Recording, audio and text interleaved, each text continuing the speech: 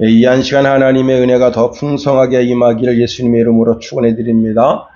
미국의 이제 한 여성이 자동차에 대한 이제 경고, 위험성을 이야기하는데, 자동차 뒤에 이제 누가 A4 용지 하나를 붙여놓거나 신문지를 붙여놔서 이렇게 백밀러로 뒤를 볼 때 불편함을 느끼게 합니다. 그래서 저 A4 용지를 떼야 되겠다 하고 차에서 내리면 어떻게 되느냐. 이 자동차 운전자가 문을 딱 열게 되면 문 6군데, 5군데가 전부 해제가 되면서 그 사이에 차량 도둑이 그 차 안에 들어와서 차를 빼앗기게 됩니다.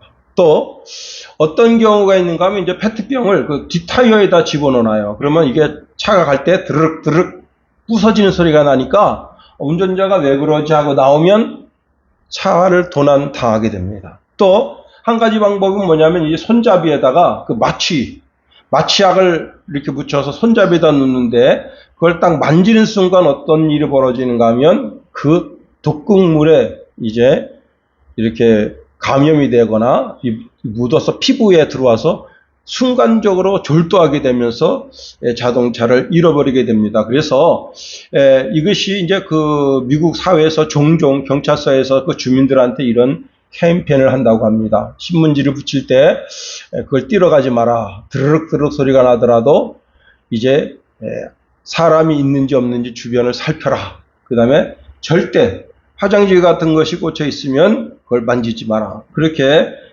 교육을 시킨다 하는 겁니다. 자, 우리는 신앙과 반대되는 그런 잘못된 신앙의 삶을 허무주의를 배격하는 그런 신앙을 가져야 됩니다. 솔로몬은 하나님이 없는 인생이 너무나 허무한 것을 알았습니다. 그래서 전도서를 시작하면서 이렇게 말씀하고 있습니다. 다윗의 아들 예루살렘의 왕 전도자의 말씀이라. 전도자가 이르되 헛되고 헛되며 헛되니 모든 것이 헛되도다 말씀합니다. 인생은 하나님 없이 사는 것이 얼마나 허무한가.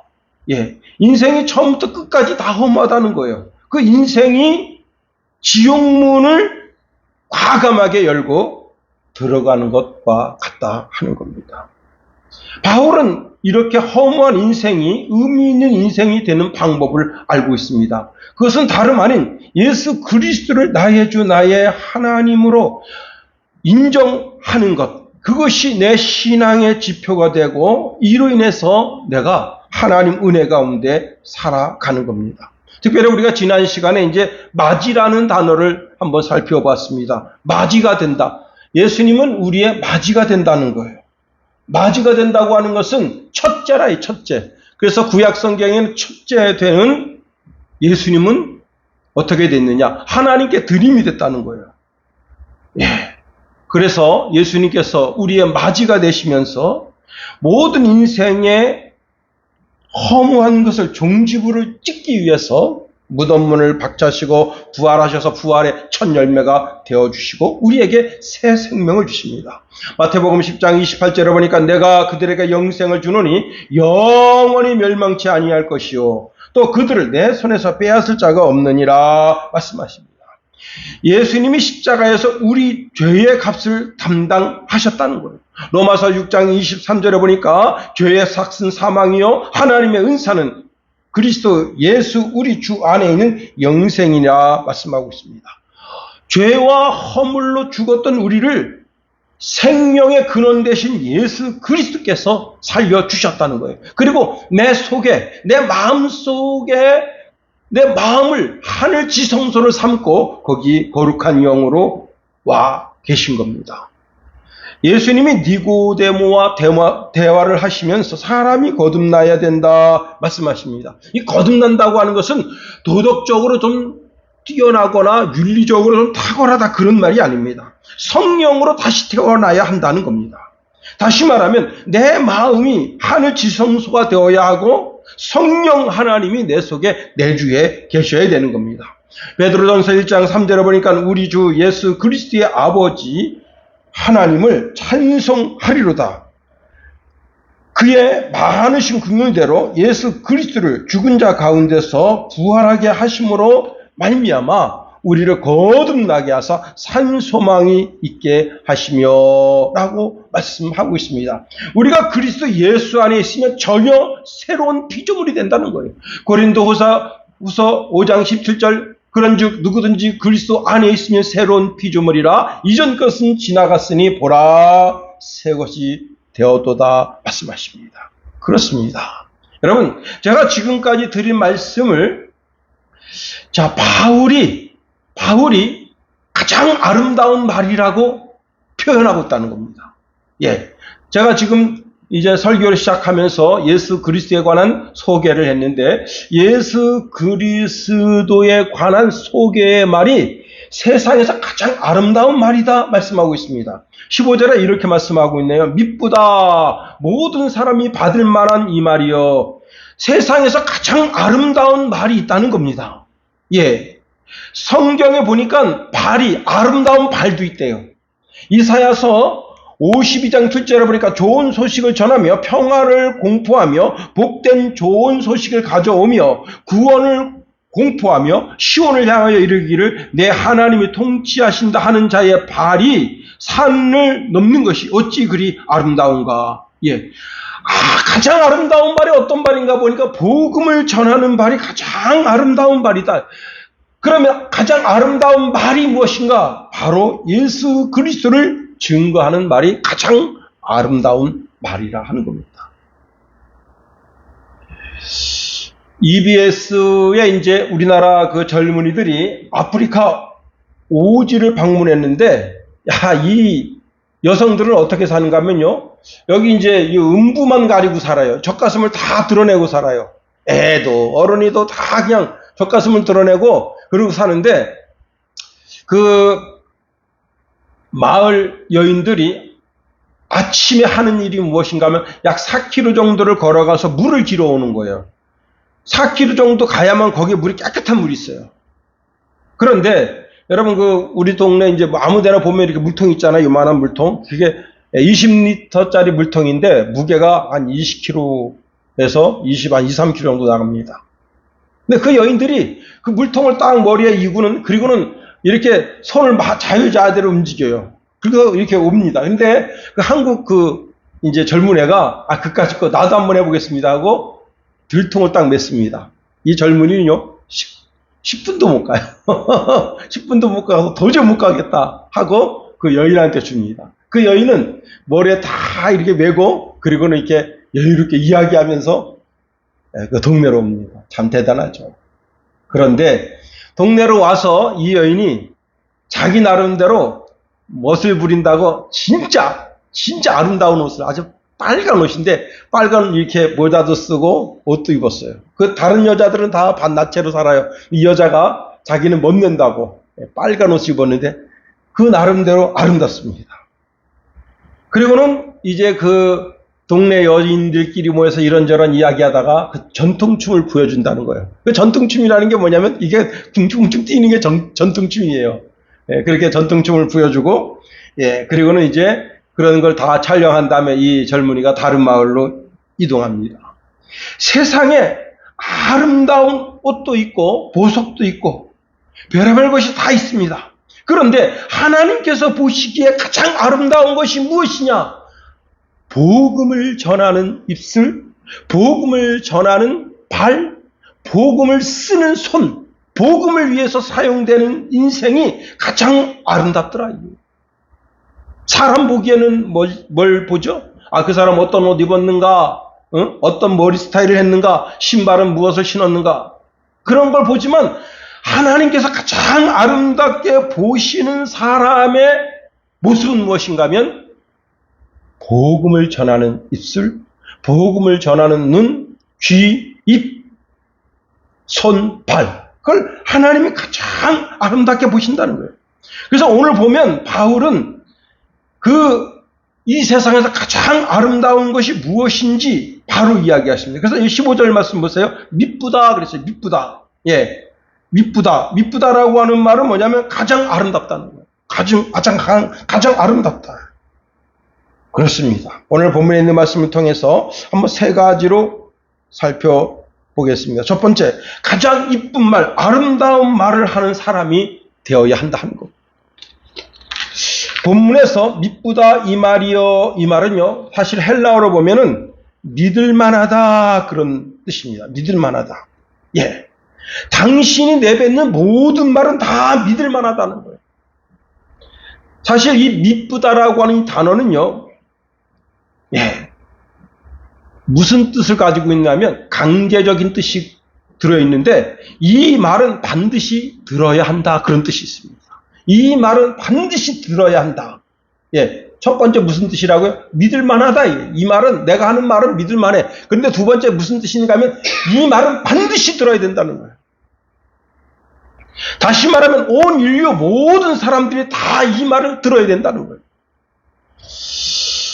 예, 미국에 이제 양치기 농장이 있습니다. 어마어마하게 큰 농장인데 그 양치기 그 농장 그 지붕에 이렇게 풀이 자랐어요. 자라가지고 이제 이게 말랐습니다.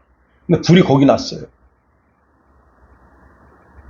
양이 수천 마리가 되는데 그 양들이 거기서 그냥 난리 났습니다. 막 위에서 막 툭툭 대면서 이제 불이 떨어지니까, 예, 그게 그 불이 양이 이게 털이 길잖아요. 그 기름지잖아요. 거기 붙으면 난리 나는 겁니다. 그런데 그 양치기개가 그걸 봤어요. 위에 지붕에 불이 붙은 걸 봤습니다. 그래서 자기가 입으로다가 그 이제 문 고리를 이렇게 뽑으려고 하는데 못 뽑아요. 사람이 이렇게 견고하게 해놔가지고. 그래가지고 걔가 어디로 가느냐면 자기 주인인 대로 뛰어갑니다. 그러니까 주인이 이제 트랙터 이제 만지작대고 있습니다. 주인한테 가서 막 지저댑니다. 그러니까 주인이 이 개가 오늘따라 이상하거든. 그래서 왜 그러냐 할 때 주인이 자기 따라오라고 막 이렇게 하니까 대발자국 딱 옮기는데 보니까 양 넣어놓은 축사 위에 거기 불이 붙은 화납니다.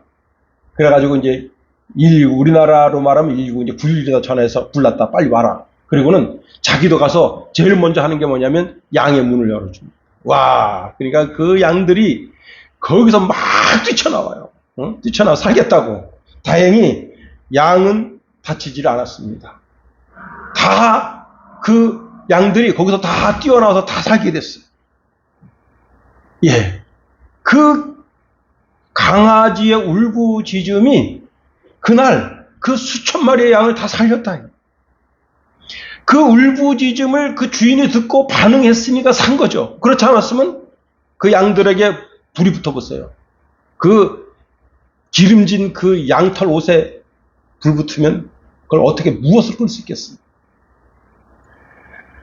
다시 말하면 이 복음은 죽을 수밖에 없는 영혼들이 사는 삶에, 영혼이 사는 삶의 길이 그 속에 있다는 겁니다. 그래서 모든 사람들이 꼭 들어야 할 복음이라는 거예요.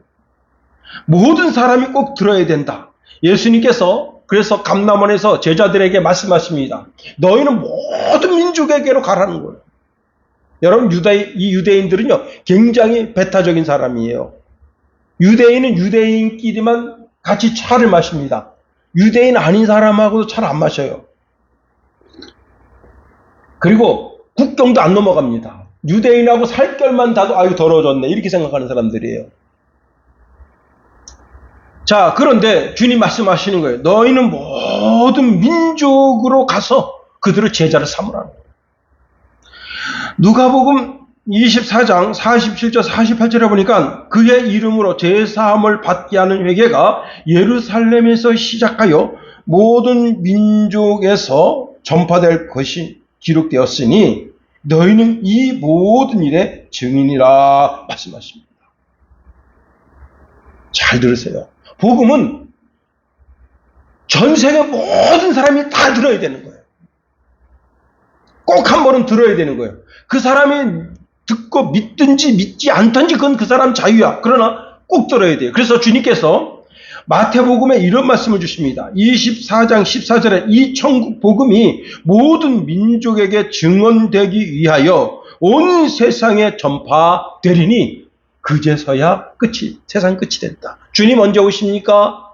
예, 전 세계의 모든 사람들이 다 복음을 듣는 그날 주님 오십니다. 그래서 온 세상 사람들이 반드시 들어야 할 말은 예수가 우리 죄의, 우리의 허물을 위해서 죽어서 우리의 구주가 되셨다라는 복음을 증거하는 것입니다. 그래서 오늘 사도 바울이 오늘 본문에서 이런 말씀하고 있습니다. 15절 중반절에 보니까 그리스도 예수께서 죄인을 구원하시려고 세상에 임하셨다 하는 겁니다. 예수님이 이 땅에 오신 목적이 뭐예요? 누가복음 5장 32절에 보니까 내가 의인을 부르러 온 것이 아니요 죄인을 불러 회개시키러 왔노라 말씀하십니다. 예수님이 이 땅에 오신 목적이 죄인 구원함이라는 거예요. 오늘 본문 말씀에도 그리스도 예수께서 죄인을 구원하려고 세상에 임하셨도다 하였도다 했습니다. 근본적인 것이 뭐냐? 죄와 허물에서 우리를 구원하기 위해서 이 땅에 오셨다. 주님이 대놓고 말씀하십니다. 나는 이스라엘 집에 잃어버린 양에게로 보냄을 받았다.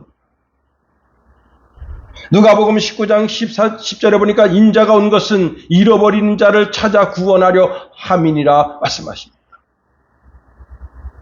영혼의 길, 하나님께로 가는 길을 잃어버린 영혼들을 찾아서 그들에게 천국에 가는 길이 있다. 그래서 여러분, 예수님께서 제일 먼저 제자들에게 너희는 모든 사람 이 고을로 다니면서 천국 복음을 증거하라 하시면서 회개하라 천국이 가까웠다 하라 하신 겁니다. 그렇습니다. 자, 예수님이 이 땅에 오신 목적이 뭐냐? 여러분, 마가복음 10장 45절에 보니까 인자가 온 것은 섬김을 받으려 함이 아니라 도리어 섬기려 하고 자기 목숨을 많은 사람의 대속물로 주려 함이라. 십자가에서 자기가 돌아가시기 위해서 철저하게 자기 모든 것을 다 내어주고 심지어 피 한 방울, 물 한 방울까지 다 내어주고 그렇게 우리를 위해서 십자가에서 죽기 위해서 오셨다는 겁니다. 그렇습니다. 예수님께서 이제 초기 갈릴리 사역을 시작하시면서 회당에 들어가십니다. 그때는 제자들이 없었어요. 제자들이 없는 그 상태에서 이제 갈릴리 한 회당에 들어가십니다. 그때 이사야서 말씀을 펴서 이사야 말씀을 읽는데 그것이 누가복음 4장 18절에서 19절에 나와 있는 말씀이에요. 주의 성령이 내게 임하셨으니 이는 가난한 자에게 복음을 전하게 하려고 내게 기름을 부시고 나를 보내서 포로된 자에게 자유를 눈먼 자에게 다시 보게 함을 전파하며 눌린 자를 자유롭게 하고 주의 은혜의 해를 전파하게 하려 하심이라 하였더라 말씀합니다. 자, 주님이 이 땅에 오신 그 목적, 내가 와서 이런 일을 앞으로 시작하겠어. 그 일이 뭐냐면 가난한 자들에게 복음을 전하겠다는 거예요. 이 주님이 이 땅에 오신 목적도 복음을 전하기 위해서 왔다는 거예요. 왜? 그것이 하나님 보기에 가장 아름다운 일이기 때문에 그렇습니다. 여러분, 우리가 빈말처럼 같이 천국 갑시다. 같이 교회 갑시다. 이렇게 던지는 이 한마디가 이 세상에서 가장 아름다운 말이라는 거예요. 가장 아름다운 말, 가장 복된 말, 영광스러운 말. 여러분, 우리가 예수 믿어 영생을 얻고 풍성하게 되고 하나님의 백성이 되는 시작점이 무엇이냐? 바로 전도에 있다는 거예요. 전도. 예. 마가복음 1장 38절에 보니까 예수께서 이르시되 우리가 다른 가까운 마을로 가자 거기서도 전도하리니 내가 이를 위하여 왔노라 말씀하십니다. 예수님께서 이제 갈릴리 가버나움에서 병자들을 고치시고 귀신을 쫓아내실 때 많은 사람들이 몰려왔습니다. 여러분, 자, 이 병을 고쳐주는 게 얼마나 큰 축복이에요. 기적 중에 기적이고 은혜 중에 은혜인데 그게 중요하지 않다는 거예요. 예. 그럼 무엇이 중요하냐? 복음이 중요하다. 복음을 선포하는 게 중요하다는 거예요. 참, 예, 오늘날도, 제가 이제 같이, 옛날, 초기, 그러니까, 한 30년 됐네요.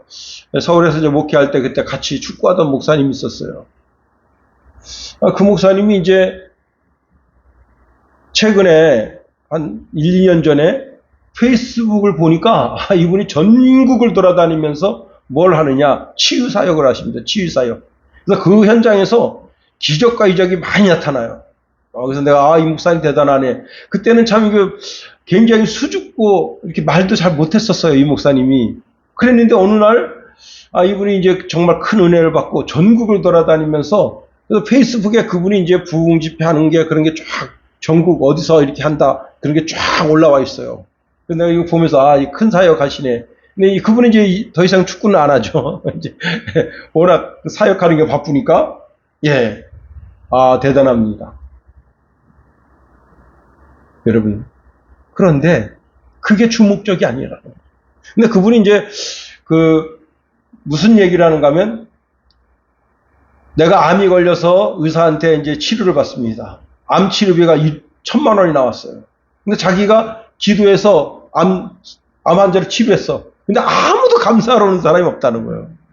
아니 의사는 1,000만 원씩 2,000만 원씩 갖다 주면서 자기한테는 그렇게 기도로다가 이제 기도 은사로 이렇게 낳고서는 아무도 감사하러 오는 자가 없다. 그러면서 이제 그 피찬을 하는 거예요. 그런데 여러분, 교회의 목적은 기적과 이적을 일으키는 게 주목적이 아닙니다. 복음을 전해서 그로 하여금 예수 믿고 하나님의 자녀가 되게 하는 게 주목적이에요. 그 목적을 위해서 주님 이 땅에 오셨다는 겁니다. 세 번째로, 오늘 본문에 보니까 바울이 이런 고백을 합니다. 죄인 중에 내가 괴수라 했습니다. 우리가 괴수 그러니까 잘 알아듣지 못하는데 이 괴수라는 단어를 바꾸면 좀 이해하기가 쉽습니다. 괴수라는 단어를 바꾸면 수괴가 되거든요. 수괴가 뭐죠? 어떤 산적 무리의 최고 그 사람을 수괴라 한다. 이거를 괴수라 하면 어떤 뜻이 되는가 하면요, 나쁜 집단의 두목이라는 뜻으로 사용됩니다. 제가 이제 이걸 국어사전에서 찾아봤어요. 수괴나 괴수나 똑같은 단어야. 그런데 성경에는 괴수라고 되어 있으니까 이게 뭐지? 이렇게 할 수 있지만 수괴라고 이렇게 하면 쉽게 이해할 수 있습니다. 이게 나쁜 집단의 우두머리가 되는구나. 그런데 바울이 이렇게 말하고 있거든요. 죄인 중에 내가 괴수다. 이 세상에 수많은 죄인들이 있는데 그 죄인들 가운데 죄악 대장이라는 거예요, 자기가. 왜 그러느냐 말이에요. 왜 바울이 이 말을 하는 거예요? 바울 자신이 과거에 교회를 핍박하고 성도들을 잡아서 옥에 가두고 예수님을 대적했던 자신의 과거가 있다 하는 겁니다. 그 죄를 깨달을 때 내가 이렇게 큰 죄인이구나. 정말 부끄러운 죄인이구나. 내가 하나님 앞에 설 수 없는 그런 부끄러운 죄인 중에 죄인이구나. 자기 자신을 느끼는 거예요. 여러분, 오직 하나님의 은혜로서만 나 자신을 알게 되는 겁니다. 나 자신이 너무나 큰 죄인인 것을 알게 됩니다. 사람들이 이제 예수님께 몰려와서 하나님의 말씀을 듣고 이럴 때 예수님께서 게네사렛 호숫가에 서십니다.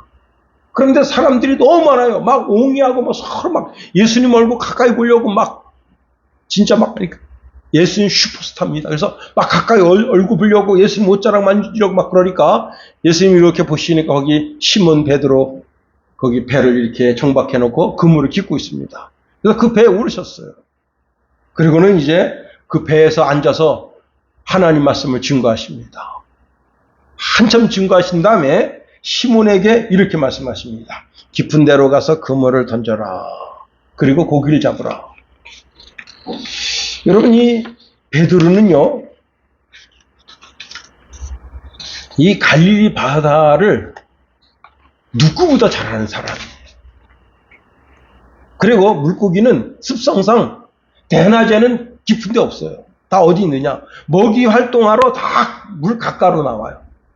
그게 고기가, 모든 물고기가 다 그 습성이 그래. 깊은 데는 없어요. 아주 깊은 데는 있을 수 있지만 이 그물이 그렇게 깊은 데까지 들어가는 그물은 아닙니다. 그리고요, 이 그물이 뭐냐면 오늘날 같은 그물이 아니에요.